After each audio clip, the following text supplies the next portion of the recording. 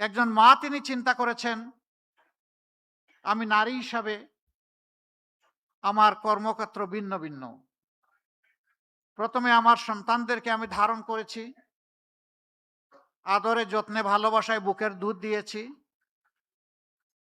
এরপরে তিলে তিলে তাদেরকে মানুষ করার জন্য আমার সবটুকু দিয়ে আমি চেষ্টা করেছি। আমি চাই আমার সম্মানটা, স্বীকৃতিটা একজন মা হিসাবে। আমি চাই আমার সন্তানটা হবে এমন একটি সমাজের নাগরিক, যেই নাগরিক আমার সন্তান এবং আমাকে শতভাগ নিরাপত্তা বিধান করবে। একজন সাধারণ নাগরিকের আকাঙ্ক্ষা ছিল,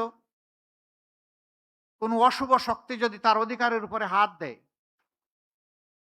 তাহলে সে যখন বিচারের আঙ্গিনায় যাবে, সেখানে সে ন্যায় বিচার পাবে। আমাদের দেশের মানুষের প্রত্যাশা আকাশচুম্বী নয়। আমাদের দেশের মানুষের প্রত্যাশা খুবই সীমিত। কিন্তু আমরা যদি নিজেদেরকে প্রশ্ন করি, সেই অধিকার, মর্যাদা এবং প্রত্যাশার জায়গাটা আমরা ৫৪ বৎসরে তৈরি করতে পেরেছি কিনা? নিঃসন্দেহে স্বীকার করতে হবে আমরা পারিনি। আজকে ঘরে বাইরে কোথাও শান্তি নেই, সম্মান নেই, নিরাপত্তা নেই। আজকে চতুর্দিকে আমাদের শিক্ষিত যুবক যুবতীদের বেকারত্বের যন্ত্রণায় হাহাকার। কেন? এ দেশটা তো এমন হওয়ার কথা ছিল না। আসলেই কি আমাদের রিসোর্স বা সম্পদের অভাব, নাকি অন্য কিছু? সম্পদের অভাব আমি স্বীকার করি না। অভাব যদি সম্পদের হতো, তাহলে ১৫.৫ বছরে আমাদের দেশ থেকে ২৮ লক্ষ কোটি টাকা বিদেশে পাচার হলো কিভাবে? এই পাচারকৃত অর্থই শুধু লুটপাটের অর্থ নয়, এর বাইরে অজানা অনেক অর্থ রয়ে গেছে। আমাদের সংকট, আমাদের সমস্যা, আমাদের অভাব হচ্ছে দায়বদ্ধতা, সততা, চরিত্র এবং দেশপ্রেমের। এই জায়গাটা যদি সঠিক থাকতো, তাহলে অবশ্যই আমি কে এটা চিন্তা করার আগে আমি ভাবতাম আমার দেশটা কোথায়। আমরা রাজনীতিতে বলে থাকি খুব চড়া গলায়, ব্যক্তির চেয়ে দল বড়, দলের চেয়ে দেশ বড়। বাট ইনফ্যাক্ট আমরা কি ৫৪ বছরে তার স্বাক্ষর রাখতে পেরেছি? বরঞ্চ বিবেক দিয়ে, হৃদয় দিয়ে যদি চিন্তা করা যায়, তাহলে স্বীকার করতেই হবে আমরা জাস্ট স্লোগানের উল্টাটাই করেছি। আমার দেশের চেয়ে আমার দল বড়, দলের চেয়ে আমি বড়, এবং সেইটাই কর্মক্ষেত্রে বাস্তবে প্রমাণিত হয়েছে। এ বৈষম্য শুধু ৫৪ বছরের বাংলাদেশে না, এর আগেও ছিল, তারও আগে ছিল। এই জন্যে ৪৭ থেকে এই জাতির স্বাধীনতার সূচনা, পরবর্তী পর্যায়ে বঞ্চনার হাত ধরে আবার ৭১, এরপরে আবার দফায় দফায় অনেক গণ অভ্যুত্থান, এবং শেষ পর্যন্ত এসে ঠেকেছে ২৪-এ। এই ২৪-এ অতি সামান্য একটা দাবি নিয়ে আমাদের তরুণ এবং যুব সমাজ, তারা প্রথমে আওয়াজ তুলেনি। তারা নিয়মতান্ত্রিকভাবেই চেয়েছিল যে দাবি ১৮ সালে মেনে নেওয়া হয়েছিল, সেই দাবিকে পাল্টে ফেলা হয়েছিল নিজেদের নিয়ন্ত্রিত কোর্টের ঘাড়ে বন্দুক রেখে তৎকালীন সরকারের পক্ষ থেকে। এই জন্যে ২৪শে জুলাইতে আমাদের ছাত্র সমাজকে বাধ্য করা হয়েছে রাস্তায় নামতে। অযৌক্তিক কোটার সংস্কার সাধন করে যৌক্তিক কোটা এবং মেধার স্বীকৃতিকে নিশ্চিত করার জন্য তাদের এই দাবি ছিল। অতীতের মতোই সেই আবার গায়ের জোর, অস্ত্রের জোরে এই দাবিকেও দমিয়ে দেওয়ার চেষ্টা করা হলো। এই দাবি নিয়ে প্রথমে ঢাকা বিশ্ববিদ্যালয়ের ছাত্রছাত্রীরা তারা সোচ্চার হয়েছিল। পর্যায়ক্রমে সারা বাংলাদেশের ১৮ কোটি মানুষই তাদের সাথে সামিল হয়ে গেল, এবং এই দাবি আদায়ের পথে প্রথম যে বাঁক ছিল, টার্নিং পয়েন্ট ছিল ১৫ জুলাই রাতের বেলা ঢাকা বিশ্ববিদ্যালয়ে যখন ছাত্রীদের ভিশন, তার পরিকল্পনা এবং কিভাবে সে আগামীর দেশটাকে সাজাতে চায় তার একটি জীবন্ত দলিল, যা জনগণের কাছে এটি জীবন্ত একটি ডকুমেন্ট হিসাবে থাকবে। রাজনৈতিক দলগুলা যে ইশতেহার প্রকাশ করে থাকে, কার্যত সমাজের প্রতি এটি তাদের দায়বদ্ধতা এবং অঙ্গীকার।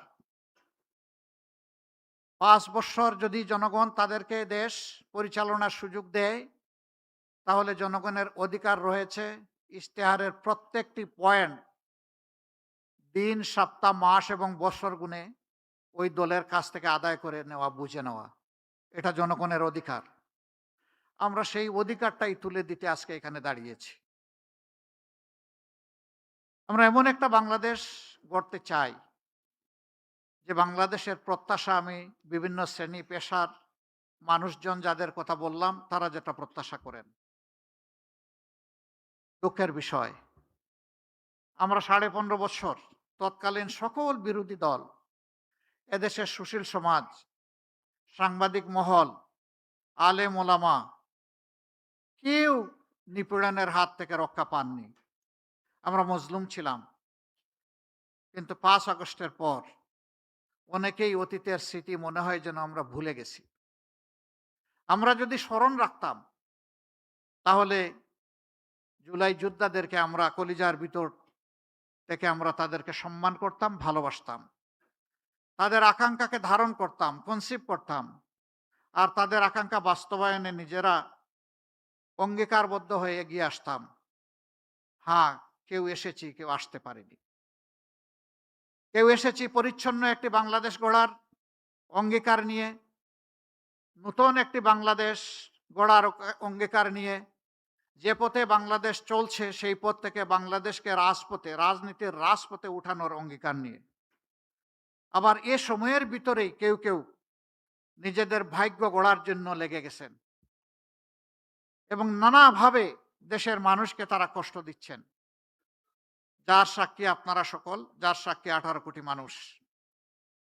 আমরা বড় বিনয়ের সাথে তাদেরকে অনুরোধ করেছিলাম, আমরা ছিলাম মজলুম, আমরা যেন কোনো অবস্থাতে না হই জালিম। মজলুম তো মজলুমের দুঃখ বুঝবে, মজলুম জালিম হবে কেন? আমি জানি না আমাদের এই আবেদন সবাইকে আমরা বুঝাতে পেরেছি কিনা। আজকে আমি একজন আহত সৈনিক। গত কয়েকদিন ধরে দেখেছেন যে আমার উপর চতুর্দিক থেকে মিসাইল নিক্ষেপ করা হচ্ছে। আমি কোনো অ্যান্টি মিসাইল ইউজ করব না, বরঞ্চ আমার রাজনৈতিক সহকর্মীদেরকে আজকে আপনাদেরকে সাক্ষী রেখে, যারা সম্পূর্ণ অন্যায়ভাবে আমার চরিত্র হনন করেছেন, আমি তাদের সবাইকে ক্ষমা করে দিলাম। কারণ আমার রক্ত এবং মেজাজের সাথে প্রতিশোধ মানায় না, যায় না। আমি প্রতিশোধের রাজনীতিতে বিশ্বাস করি না। আমি বিশ্বাস করি, আমি যদি আমার কোনো সহকর্মীকে, বন্ধুকে, ভাইকে তার ভুলের জন্য ক্ষমা করতে পারি, তাহলে আমিও সমাজের কাছে একদিন আমার ভুলের জন্য ক্ষমা আশা করতে পারি। কিন্তু সেই আমি মানুষটাই যদি প্রতিশোধের রাস্তা ধরে হাঁটতে চাই, তাহলে আমার উপর থেকে আরেকজনের প্রতিশোধ নেওয়ার অধিকার তৈরি হয়ে যায়। এই প্রতিশোধ, প্রতিহিংসার রাজনীতি করে করে আমাদের সমাজকে, দেশকে অনেক ক্ষতি করে ফেলেছে। ওই পিছনের রাজনৈতিক কালচার আর ধারণ করে চলতে চাই না। ওগুলাকে সম্পূর্ণ পিছনে ফেলে যুব সমাজের হাত ধরে এখন সামনে এগিয়ে যেতে চাই। আমি বিলিভ করি আমাদের যুব সমাজ অনেক পটেনশিয়াল। আমাদের যুব সমাজ আমাদের চাইতে অনেক ফ্রেশ। তারা অনেক ইনোভেটিভ এবং প্র্যাগমেটিক। তারা পারবে ইনশাআল্লাহ। যেভাবে তারা পেরেছে জুলাইতে, ওভাবেই পারবে আগামীর একটা বাংলাদেশ গড়ে দিতে। সেই যুব সমাজের প্রত্যাশাকে, আকাঙ্ক্ষাকে ধারণ করেই আমরা আমাদের ইশতেহার রচনা করেছি। ইশতেহার রচনা করেছি মায়ের জাতিকে সম্মান দেওয়ার জন্যে। ইশতেহার রচনা করেছি শিশুদেরকে নিরাপদ আবাসভূমি তৈরি করে দেওয়ার জন্যে, তার মেধা বিকাশের উপযুক্ত পরিবেশ নিশ্চিত করার জন্যে। আমরা তৈরি করেছি সুস্থ জাতি গঠনের জন্য শারীরিক সুস্থতার প্রয়োজনে যা দরকার সেই সমস্ত সার্ভিস নিশ্চিত করার জন্য। আমরা যে কৃষকরা আমাদের মুখে খাবার তুলে দেন, সেই কৃষকদের জীবনে আমরা বিপ্লব আনতে চাই। আমরা চাই না পুরানা দাসের সেই কৃষিতে তারা পড়ে থেকে অতি অল্প পুঁজি নিয়ে হামাগুড়ি খাবেন। বরঞ্চ বিশ্বের অনেক দেশ আমাদের বহু পরে স্বাধীনতা লাভ করার পরে কৃষিতে তারা বিপ্লব সাধন করেছে। একসময় তাদের দেশ ছিল আমাদের মতো ইম্পোর্ট ডিপেন্ডেন্ট, এখন তারা হয়ে গেছে এক্সপোর্ট ওরিয়েন্টেড। আমরা পারবো ইনশাআল্লাহ। বিশ্বে অন্য কেউ পারলে আমরাও পারবো। এবং আমাদের মানুষেরা প্রমাণ করেছে এদেশের মানুষ ভালো। তো সমস্যাটা কোথায়? মানুষ যদি ভালো হয় দেশ কেন আগায় না? দেশ তো আগাবে। বাংলাদেশ নামক উড়োজাহাজের ককপিটে যারা বসে আছেন তারা যদি প্রপারলি ডাইভ করেন, তা না হয় দেশ আগাবে। প্যাসেঞ্জার তো আগায় নিতে পারবে না, প্যাসেঞ্জার তো জার্নি এনজয় করবে। আমাদের সমস্যা ওই জায়গায়, সমস্যা আমাদের মাথাগুলোতে। ওই মাথাগুলো আমাদের ঠিক হওয়া উচিত। আর মাথাগুলো ঠিক হওয়ার জন্য আমাদের সততা এবং কমিটমেন্ট লাগবে। আমরা কোনো দলীয় সরকার কায়েম করতে চাই না।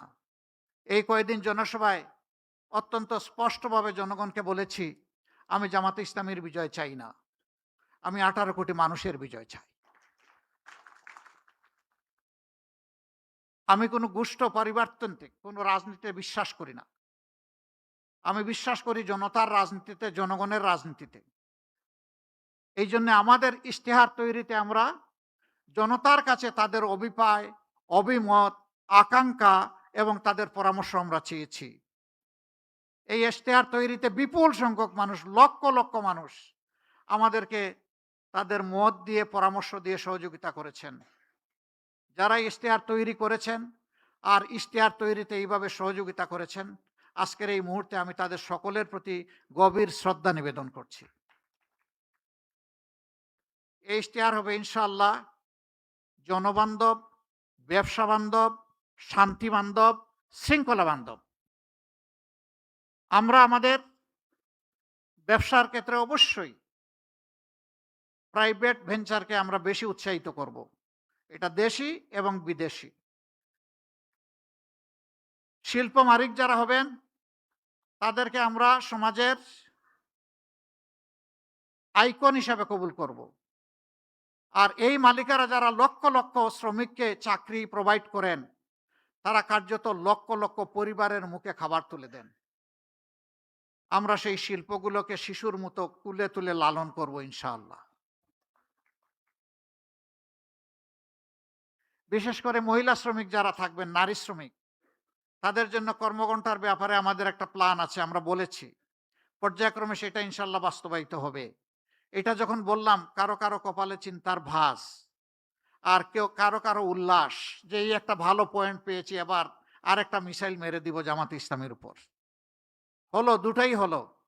চিন্তার ভাঁজ যারা ব্যবসা এবং শিল্পের মালিক, তারা চিন্তা করেছেন 5 ঘন্টা কাজ করে যদি 8 ঘন্টার বেতন হয় তাইলে আমি পুষাবো কিভাবে? না, আপনি দিবেন কেন? তিনি যে কয় ঘন্টা এখানে শ্রম দিবেন সেই কয়েক ঘন্টার আপনি দিবেন, বাকিটা সরকারের দায়, সরকারকে দিতে হবে। মায়েরা সমাজ গড়ে দিবেন আর মায়েদেরকে এটুকু সম্মান আমরা দেখাবো না, এটা হতে পারে না। দুনিয়ার বহু সারা জীবন যারা দেশকে, রাষ্ট্রকে দিয়ে গেছেন, অবসর জীবনে চলে গেছেন, এই রিটায়ারমেন্ট লাইফে একদিকে থাকে না টাকা কড়ি, অন্যদিকে বেড়ে যায় রোগ শোক। সেই সময়টা